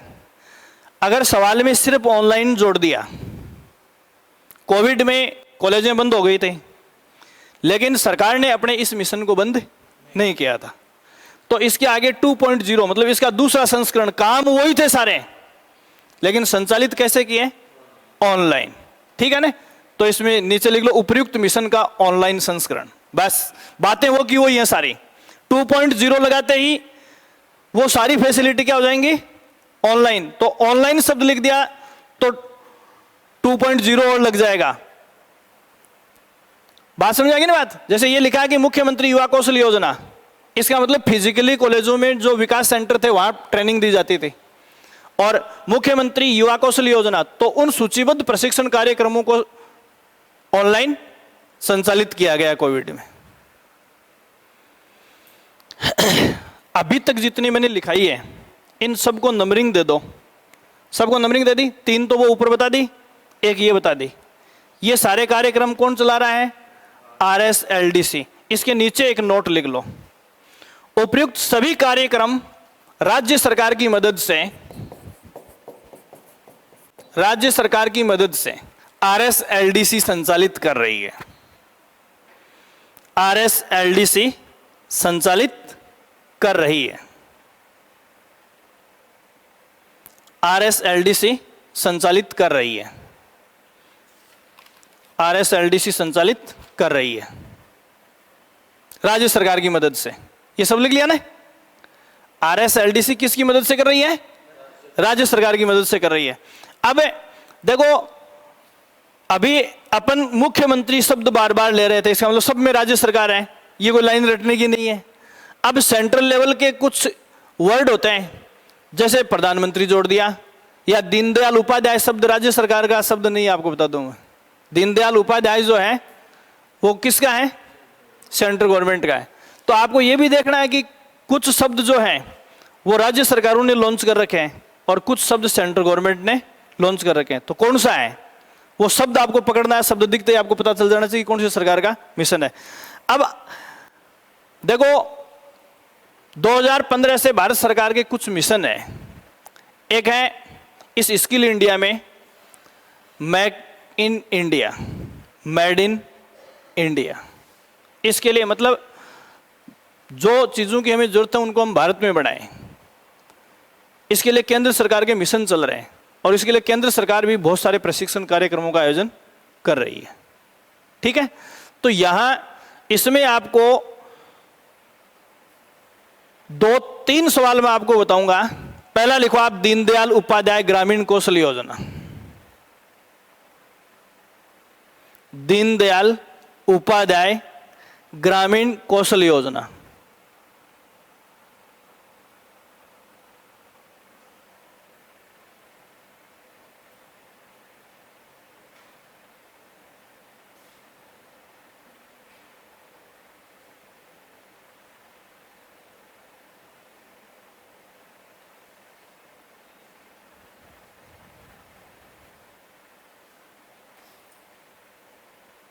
ठीक है। यहां देखो आपसे चमत्कारिक सवाल क्या पूछा जा सकता है। नरेगा जो है उसको 2006 से कंडक्ट कर रहे हैं, आप सबको पता है 2006 से चल रहा है। और ये महात्मा गांधी ग्रामीण रोजगार गारंटी योजना है। इसकी तर्ज पर राजस्थान में शहरी रोजगार गारंटी योजना, वो 100 दिन की सिक्योरिटी। अब यहां आपको एक चीज ध्यान में रखनी है, अभी मैंने जो ग्रामीण कौशल योजना बताई है, दीनदयाल ग्रामीण कौशल योजना, इसका नरेगा से क्या रिलेशन है? ठीक है, अब देखो सिंपल सी बात है, नरेगा में जो लोग काम कर रहे हैं उनके काम के आउटपुट्स बहुत कम है। सुबह एक पराती एक फावड़ा लेके जाते हैं और पानी और टिफिन लेके जाते हैं, खाली करके वापस आ जाते हैं दोपहर को, ये आउटपुट्स हैं। दूसरी बात, इन्होंने जितनी भी खदान या जोड़े खोदे हैं उनमें से एक भी सिस्टमेटिक नहीं खुदा है। आप सब देखते हो, क्योंकि इन लोगों के पास भले इन्होंने मेहनत की होगी लेकिन इन लोगों के पास काम करने का हुनर नहीं है। तो नरेगा को इस योजना के अंदर डाल दिया है। भारत सरकार ने नरेगा को किस योजना के अधीन? दीनदयाल उपाध्याय ग्रामीण कौशल योजना के। मतलब अब नरेगा में भी क्या होंगे? स्किल, कौशल के साथ ट्रेनिंग के बाद में काम करवाए जाएंगे। तो इसमें पहला सवाल, ग्रामीण विकास मंत्रालय भारत सरकार ग्रामीण विकास मंत्रालय भारत सरकार का एक कौशल प्रशिक्षण, एक कौशल प्रशिक्षण एवं नियोजन कार्यक्रम है। एक कौशल प्रशिक्षण एवं नियोजन कार्यक्रम है। समझ में आ गई क्या बात? कौशल प्रशिक्षण एवं नियोजन कार्यक्रम का मतलब क्या है? जैसे नरेगा में किसी खदान को खोदना है तो कुछ लोगों के पास हुनर अच्छा फावड़ा चलाने का है, कुछ लोगों का हुनर तगारी उठाने का है। तो मतलब अभी अपनी मर्जी से कर रहे थे सब, पहले इनको ट्रेनिंग दी जाएगी, खोद के फावड़े से मिट्टी तगारी में भरेगा कौन, उठाएगा कौन, ये छोटी छोटी चीज़ों को भी मतलब स्किल से जोड़ा जाएगा। ठीक है ना? तो देखो शब्द देखना, कौशल प्रशिक्षण एवं नियोजन। पहले आप स्किल की ट्रेनिंग दो कि कौन सा आदमी किस कार्य को करने में पारंगत हो सकता है और कैसे हो सकता है। और दूसरा, नियोजन का मतलब ट्रेनिंग देने के बाद उसको वैसे ही काम में लगाया जाए कि भाई तू तगारी उठाएगा और तू तगारी खोद के भरेगा। समझ में आ गई बात? ये चीज़ें इसमें डिसाइड की जाएंगी। तो सीधा सा आप इसमें लिखो, नरेगा को इस योजना में सम्मानित कर दिया गया है। नरेगा को इस योजना में सम्मानित कर दिया गया। बहुत ही लेटेंट सवाल है ये, जो आपको बहुत कम किताबों में मिलेगा। अब आपको ये दीनदयाल उपाध्याय ग्रामीण कौशल योजना भी मिल जाएगी, नरेगा भी मिल जाएगी। ठीक है ना? अब वही बात है, ये आखिरी है कि जैसे सीधा सवाल पूछें कि हाल ही में नरेगा को या महात्मा गांधी जो ग्रामीण रोजगार गारंटी योजना है उसको कौन सी योजना में शामिल किया गया है? दीनदयाल उपाध्याय ग्रामीण कौशल योजना में। क्यों किया गया है? क्योंकि नरेगा में स्किलफुल काम नहीं हो रहे हैं, कौशलपूर्ण, इसलिए पहले उनको प्रशिक्षण दिया जाएगा और उसके बाद नरेगा की साइट पर काम करने के लिए भेजा जाएगा। ठीक है, ये तो हो गया। तो सीधा सवाल पूछे कौन सी योजना में समाहित किया गया है। फिर जैसे सत्य असत्य वाला, तो आरएस में जैसे 2006 से शुरू किया गया, राजस्थान के 6 जिलों में शुरू किया गया था 2006 में, अब भारत के इतने जिले शामिल हैं और हाल ही में इस योजना को दीनदयाल ग्रामीण कौशल योजना के अंदर समाहित कर दिया गया है। कौन सा सत्य? 1 2 3, 1 और 2, 1 2 3 4, समझ गए? इस हिसाब से सवाल बना देते हैं। तो अगला इसमें आप लिखोगे प्रधानमंत्री कौशल विकास योजना।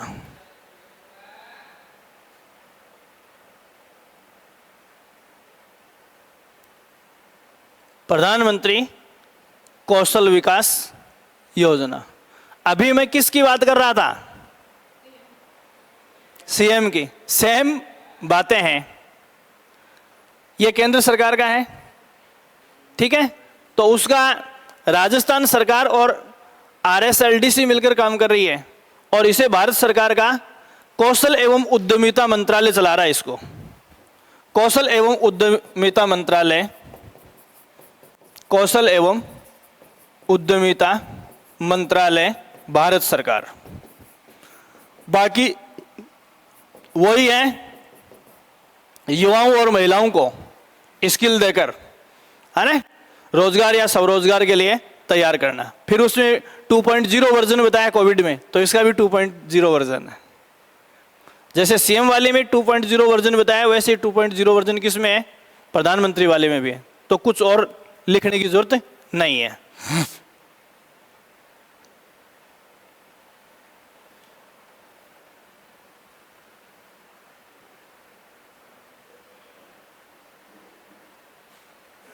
ठीक है, उधर मैं आपको क्या बता रहा था? सक्षम बता रहा था। ऐसा ही एक मिशन भारत सरकार का है, संकल्प।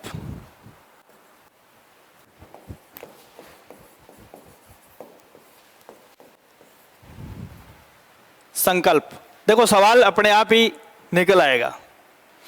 संकल्प क्या है? इसका पूरा नाम कोष्टक में लिखो, skill acquisition and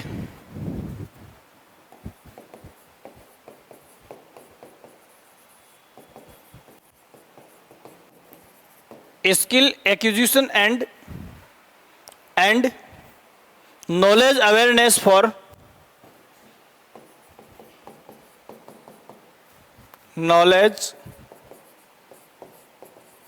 awareness for livelihood promotion. ये पूरा नाम है, skill acquisition and knowledge awareness for livelihood promotion. ये है संकल्प। ये वो योजना है जो, देखो इन सबको राजस्थान में संचालित करने की जिम्मेदारी RSLDC के पास ही है, लेकिन पैसा किसका लग रहा है? भारत सरकार का। तो ये प्रोजेक्ट जो है, अब देखो उसका, देखो वापस सक्षम में जाओ, क्या है?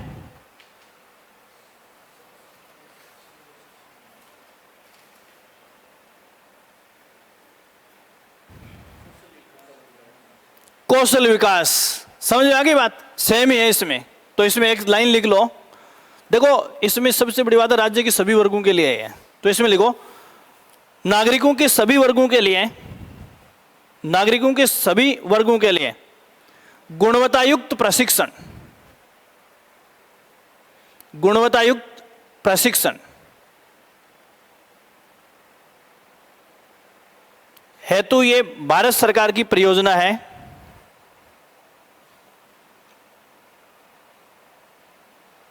भारत सरकार की योजना है, भारत सरकार की योजना है, जिसे जिला स्तर पर संस्थागत तंत्र के माध्यम से, मतलब जिला स्तरीय इंस्टीट्यूट बनाए जा रहे हैं। जिला स्तरीय संस्थागत तंत्र के माध्यम से RLDC द्वारा,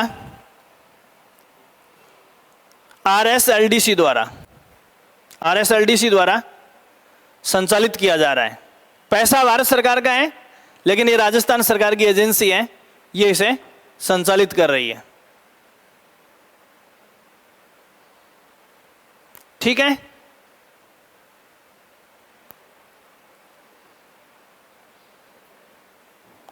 एक इंपॉर्टेंट सवाल आपको जो ध्यान में रखना है वो है भौर। RSLDC पढ़ा रहा हूं। भौर क्या है?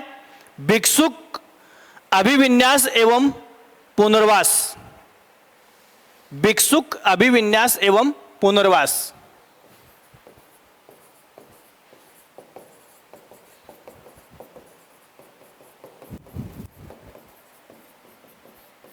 एवं पुनर्वास कार्यक्रम। ये पूरा नाम है भौर का, भिक्षु अभिविन्यास एवं पुनर्वास कार्यक्रम। भिक्षु कौन होता है? हैं? इसको शॉर्ट में, जैसे इसका नारा क्या है? भिक्षुक मुक्त शहर, ये इसका नारा है। भिक्षुक कौन होता है? अरे भिक्षुक का मतलब क्या होता है? भिखारी। भिक्षुक किसको कहते हैं? भिखारी को। तो शहरों में ये जो भिखारी घूम रहे हैं ना, और जिनके मांगने का तरीका क्या होता है? बड़ा ही अजीब होता है। जैसे कोई लड़की जा रही है और उसको लगती है ये कुंवारी है, तो उसको कहते हैं भाई 10 रुपया दे दे टमाटर जिसो बींद मिलसी हैं बैड ही दिख सी, तो भाई 10 रुपया दे दे टमाटर जिसो बेटो उसी हैं। देख रहे हो सर्किल रेलवे स्टेशन के आसपास। इनसे फ्री करने के लिए ये मिशन RSLDC ने किसके साथ शुरू किया है? Commissioner Rajasthan police. Rajasthan police की शहरों में जो जो एजेंसी काम कर रही है वो RSLDC के साथ मिलकर इन भिखारियों को क्या करेगा?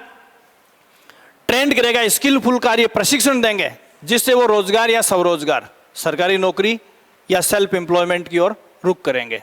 तो भौर कार्यक्रम का, भौर मिशन जो है वो राजस्थान सरकार का एक मिशन है, जिसको राजस्थान सरकार की ओर से कौन सी एजेंसी संचालित कर रही है? RSLDC कर रही है। RSLDC किसकी मदद से इस योजना को चलाएगी? आयुक्तालय राजस्थान पुलिस। देखो कमिश्नर ऑफिस जो होता है वो पूरी एजेंसी का संचालक होता है, तो पुलिस की ओर से ये सेवाएं कमिश्नरेट से मिलेंगी। क्या है? रोजगार ओब्लिक स्वरोजगार। उनको इस प्रकार ट्रेंड करें कि वो चाहे तो सरकारी नौकरी में भी जा सकते हैं और चाहे तो खुद का रोजगार भी कर सकते हैं। तो आप इसमें लिखो पहला RSLDC प्लस पुलिस आयुक्तालय जयपुर। RSLDC प्लस पुलिस आयुक्तालय जयपुर, पुलिस आयुक्तालय जयपुर। ठीक है। क्या है? भिखारियों को प्रशिक्षण। इस प्रशिक्षण से क्या होगा? तो तीर का निशान लगा के रोजगार या स्वरोजगार, नौकरी या खुद का बिजनेस, नौकरी या खुद का बिजनेस। ये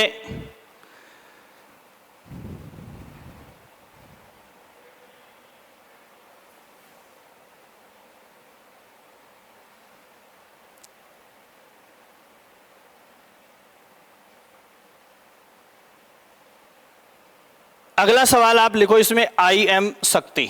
ये भी इंपॉर्टेंट सवाल है। IM शक्ति, इसका पूरा नाम कोष्टक में लिखो। आई का मतलब इंदिरा है, इंदिरा महिला शक्ति कौशल समृद्धि योजना। इंदिरा महिला शक्ति कौशल समृद्धि योजना, IM शक्ति। ठीक है। महिलाओं को प्रशिक्षण दिया जाएगा। किसको? महिलाओं को प्रशिक्षण दिया जाएगा। और प्रशिक्षण में जैसे विशेष प्रकार का जो डिजाइनिंग कार्यक्रम है, हैंडीक्राफ्ट आइटम है, कौशल का मतलब किसी भी प्रकार का हो सकता है वो। ठीक है। अब आपको एक तो ये 2020-21 से बजट से शुरू की गई है, ये बात ध्यान में रखनी है। ठीक है। अब देखो अभी क्या पढ़ा रहा हूं? RSLDC पढ़ा रहा हूं, तो RSLDC और इसके साथ कौन है? RSLDC के साथ है आयुक्त महिला अधिकारिता निदेशालय। आयुक्त महिला अधिकारिता निदेशालय, आयुक्त महिला अधिकारिता निदेशालय। अब देखना इसमें मैंने कई चीजें बताई है। आयुक्त पुलिस, आयुक्त कॉलेज शिक्षा, आयुक्त महिला अधिकारिता। तो देखो ये सब RSLDC के, अब हर की भाषा अलग बन गई। जैसे आपसे पूछा जाए कि RSLDC आयुक्त कॉलेज शिक्षा के साथ मिलकर जिस कौशल कार्यक्रम को संचालित कर रहा है, तो इसका उत्तर आ जाएगा मुख्यमंत्री युवा कौशल योजना। दूसरा सवाल आपसे पूछा जाए कि RSLDC आयुक्त राजस्थान पुलिस के साथ मिलकर जिस योजना का संचालन कर रहा है, भौर। ठीक है। फिर RSLDC महिला अधिकारिता निदेशालय के साथ मिलकर जिस योजना का संचालन कर रही है, IM शक्ति। ठीक है। एक सवाल और लिखो, जल जीवन मिशन ये राजस्थान सरकार का है। ठीक है ना। तो इसमें हेडिंग डालो राज्य जल एवं स्वच्छता मिशन।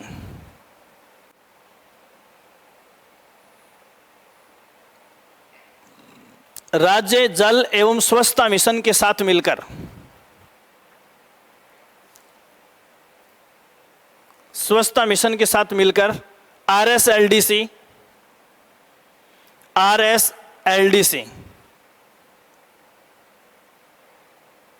इस हेतु प्रशिक्षण कार्यक्रमों का आयोजन कर रहा है।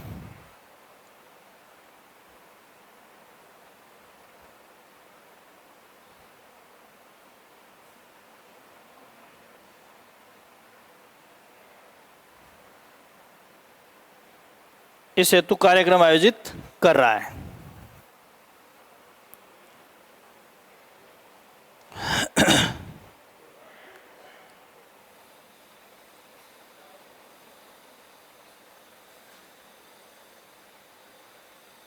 एक लिखो विश्व युवा कौशल दिवस, ये इंपॉर्टेंट है। विश्व युवा कौशल दिवस, विश्व युवा कौशल दिवस कब आता है? 15 जुलाई को। और राजस्थान में ये किसकी ओर से मनाया जाता है? आरएसएलडीसी की ओर से।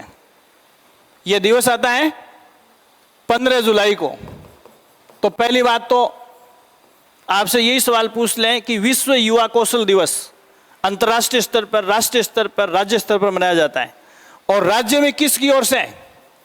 राज्य में आरएसएलडीसी की ओर से मनाया जाता है। आरएसएलडीसी की ओर से मनाया जाता है। कब से मना रहे हैं ये? हैं? 2015 से। तो कितने मना लिए? 15, 16, 17, 18, 19, 20, 21 और 22। 2022 में कौन सा मनाया है? 8वां। अब तक कितने विश्व युवा कौशल दिवस मनाए गए हैं? 8। 15, 16, 17, 18, 15 और 22 दोनों काउंट होंगे। ठीक है, ये चीज आपको ध्यान में। एक लिखो आप इसमें,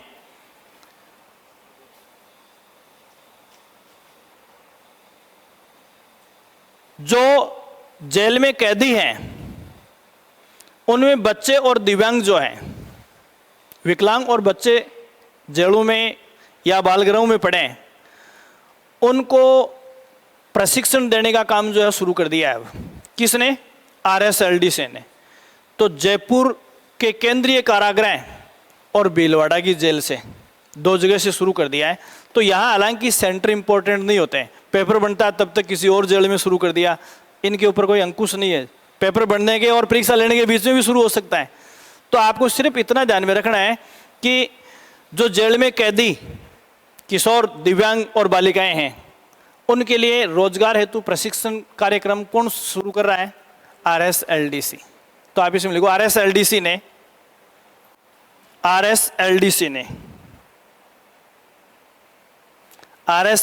ने जेल में कैदियों, किशोरों और दिव्यांगों आदि के लिए,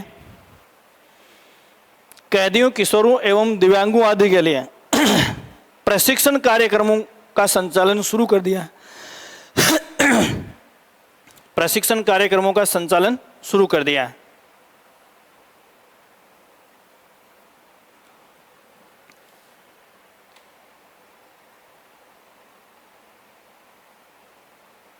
ठीक है, एक लिखो इसमें skill icon of the month.